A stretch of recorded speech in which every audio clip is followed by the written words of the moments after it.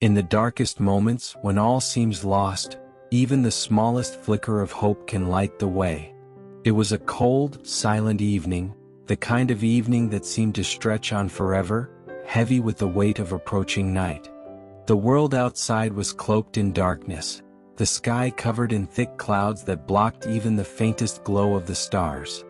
The day had been long and wearisome, and now, as the last rays of sunlight vanished beyond the hills, the air inside the small house felt heavy, almost oppressive. The fire in the hearth, which had been crackling warmly just hours before, was now no more than a few dying embers, casting faint shadows on the walls. In the middle of the room, Jesus sat with his disciples.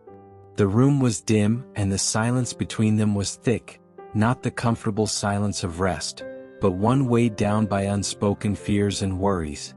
The disciples had spent the day walking with Jesus, listening to his teachings, watching him heal and comfort those they met along the way. But now, as the night drew in, something else seemed to creep into their hearts. Something darker, something that had been quietly growing as they witnessed the suffering of the world around them. One disciple, unable to bear the silence any longer, shifted uncomfortably. His face was etched with weariness, not just of body but of soul. His voice, when he finally spoke, trembled with the weight of his burden. "Master," he began, his voice almost a whisper, "the world feels so dark. Everywhere we go we see suffering. We see hunger, pain, sickness, and despair. The people are lost. They are oppressed by forces beyond their control. I see their faces filled with hopelessness, and I wonder, what are we to do? How can we possibly bring light into such overwhelming darkness?" His question hung in the air, and the room seemed to grow even quieter. The other disciples glanced at one another, their faces reflecting the same doubts. Though none spoke, their eyes mirrored the unspoken fear that had been growing within them. They had walked beside Jesus, seen his miracles, and heard his teachings, but even they were not immune to the creeping sense of despair that came with witnessing the brokenness of the world. Jesus, who had been sitting quietly, watching his disciples with eyes full of understanding, slowly rose from his seat. He moved with the grace and calm of someone who carried the answers to questions that had troubled hearts for ages. His face was serene, his eyes full of compassion and wisdom. He said nothing at first, but his very presence brought a sense of peace to the room. The disciples watched him closely, their attention fully captured by the quiet strength that radiated from him. Without speaking, Jesus walked across the room to a small wooden table where an old, weathered lamp sat. The room was growing darker by the minute, and soon night would fully descend. But Jesus was not rushed. He picked up the lamp gently, holding it in his hands for a moment as if to feel its weight, to consider the importance of what he was about to do. The disciples watched in silence, their eyes following his every movement. Their hearts, which had been heavy just moments before, now seemed to hang in anticipation, waiting for the lesson they knew was coming. With a steady hand, Jesus struck a match and lit the lamp. Instantly, the flame flickered to life, casting a warm, golden glow across the room. It was a small light, and yet, it pushed back the shadows that had been closing in. The flame danced softly in the stillness of the room, and the disciples felt its warmth, its quiet strength. The light, though small, was enough to fill the space with a sense of peace and comfort. Jesus held the lamp up in his hands and turned to face his disciples. His eyes, reflecting the flickering light, were filled with a deep understanding, as if he saw not only their outer struggles but the inner battles they each faced.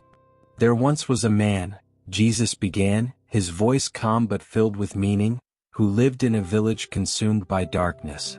Every night, the people of the village would retreat into their homes, locking their doors and huddling in fear. The darkness seemed to grow stronger with each passing night, and the villagers believed that nothing could push it back.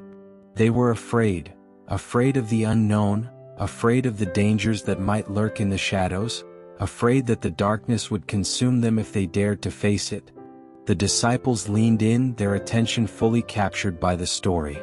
They had heard Jesus speak many parables before, but this one seemed to resonate with something deep within them. The darkness of the village felt familiar, too familiar.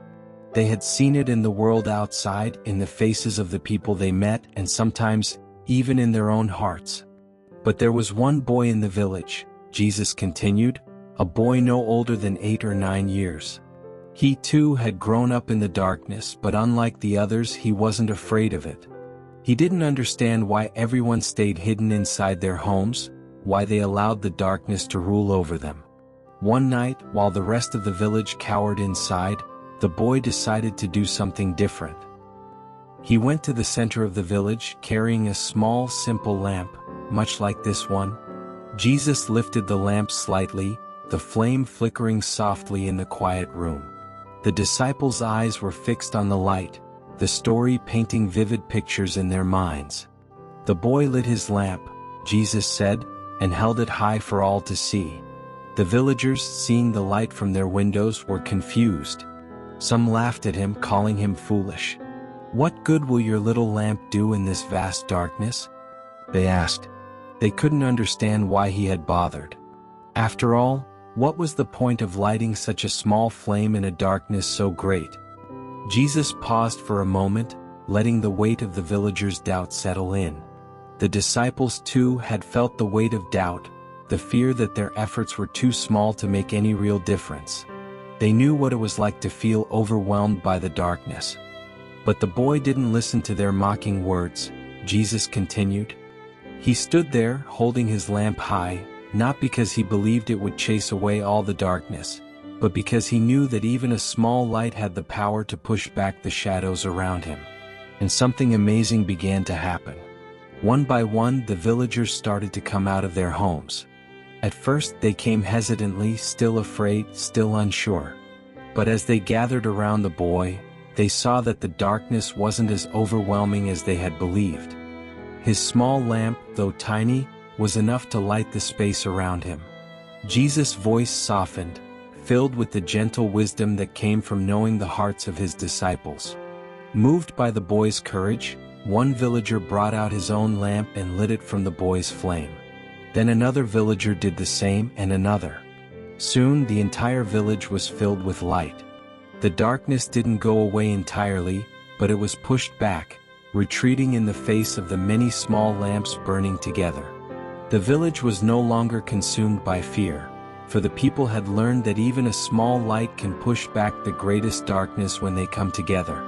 The room fell into a deep, thoughtful silence. Jesus stood there, holding the lamp high, the flame casting a soft, golden glow on his face. His eyes were filled with a love so deep and unconditional that it seemed to envelop each of his disciples in a blanket of warmth and peace. His words had settled into their hearts, stirring something deep within them. After a moment, Jesus gently lowered the lamp and looked directly at the disciple who had spoken first. His face was full of compassion as he knelt down in front of the troubled disciple, holding the lamp close to him so that the flame lit up his tear-streaked face. "Do you see this light?" Jesus asked softly. The disciple nodded, unable to speak, his throat tight with emotion. "This light," Jesus whispered, "is like hope. No matter how small it seems, it has the power to push back the darkness. And just as this small flame lights this room, your hope, even if it feels like the smallest flicker, can bring light into the lives of others. When you feel the weight of the world pressing down on you, remember that you carry this flame inside you." Tears welled up in the disciple's eyes, and he lowered his head, overwhelmed by the love and wisdom in Jesus' words. He had come to Jesus feeling lost, burdened by the overwhelming darkness of the world, but now something was stirring within him. It was as if a small spark had been kindled in his heart, a spark of hope that no darkness could extinguish. Jesus stood and turned to the rest of the disciples. His face was radiant, the light of the lamp reflecting in his eyes. His words, though spoken softly, carried the weight of eternal truth. "In this life," he said, "you will face many dark nights. The world may seem overwhelming and you may feel small in the face of it. But remember this, you are never truly in darkness. For as long as you hold on to hope, As long as you trust in the light I have given you, the darkness cannot overcome you." The disciples sat in silence, their hearts filled with a new understanding. The world was still full of suffering, full of pain and darkness, but now they knew that the light of hope was within them. It might be small, but it was enough. And together their lights could shine even brighter. Jesus lifted the lamp one final time, the flame flickering gently in the stillness of the room. His voice was full of love as he spoke his final words for the night. "Always remember, hope, no matter how small, is enough to change the world." The disciples remained quiet, their hearts full as the flame of hope continued to burn brightly within them. And though the night outside was dark, they knew they were not alone. They had been given a light that no darkness could extinguish. In the darkest moments, hope is the lamp that never dims. This is end of the story. Comment amen if you believe in Jesus' blessings. Please like this video and subscribe this channel for more Jesus story like this. May the God watch over you.